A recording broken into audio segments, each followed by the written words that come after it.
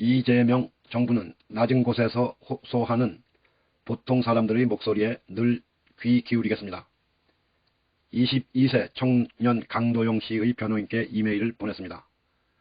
강도용 씨 부자와 같은 분들이 나오지 않도록 하는 것이 주권자의 삶을 지키는 대리자의 의무임을 마음에 새기며 경기도형 긴급복지 의료비 지원 제도 등 경기도에서의 경험을 바탕으로 사각지대 없이 환자와 그 가족들이 실질적 도움을 받을 수 있도록 하겠다 약속드립니다.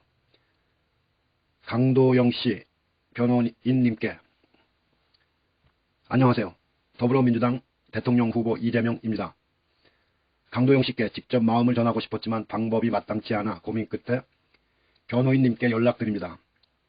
2주 전쯤 셜록 기사를 통해 강도영 씨 사건을 처음 접하고 무겁고 복잡한 마음에 SNS에 글을 하나 남겼습니다. 항소가 받아들여지길 바랐지만 징역 4년 원심이 유지되었다는 소식을 들었습니다.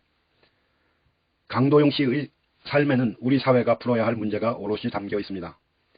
가난의 대물림, 가족 한 명이 아프면 가정이 무너지는 간병의 구조, 그로 인해 꿈과 미래를 포기하는 청년의 문제까지 말입니다. 사회 구조적인 문제를 단박에 해결할 수는 없습니다. 하지만 국가는 더 적극적으로 이 문제를 살펴봐야 하기에 강도용 씨께 제 마음을 담아 약속드립니다. 질병으로 고생하는 환자분들과 간병으로 고생하는 가족분들이 실질적인 도움을 받도록 하나씩 제도를 만들어 가겠습니다.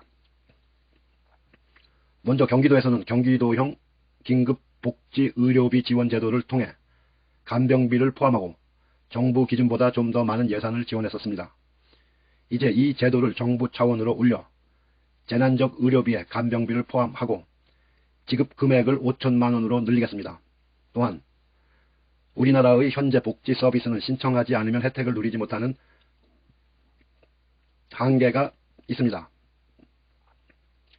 맞춤형 급여 안내 제도를 확대 적용해 몰라서 누리지 못하는 국민이 없도록 하고 병원비 부담을 낮추기 위해 시행하고 있는 본인 부담 상한 제도도 사후 신청하는 현행 제도를 개선해 퇴원 전 사전 정산이 가능하도록 하겠습니다.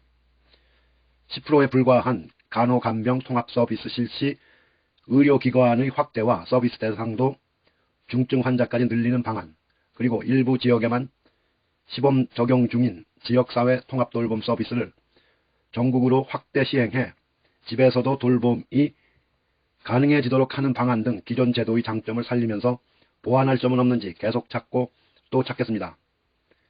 마지막으로 쌀을 사기 위해 2만 원만이라도 빌리려고 했다는 이야기에 월 8만 원으로 시작하는 기본소득이 누군가에게는 삶을 이어가는 큰 도움이 될 수 있겠다는 생각도 해봅니다.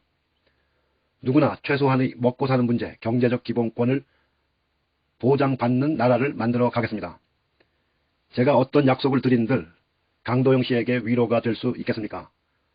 하지만 강도영 씨 부자와 같은 분들이 나오지 않도록 하는 것이 주권자의 삶을 지키는 대리자의 의무라 생각합니다.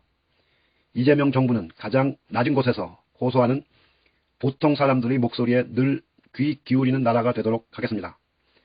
질병이 가난으로, 가난이 죽음으로 이어지지 않도록 살피겠습니다. 강도영 씨께 이 편지와 저희 진심이 꼭 전해지길 바라며 이만 마치겠습니다. 감사합니다. 이재명.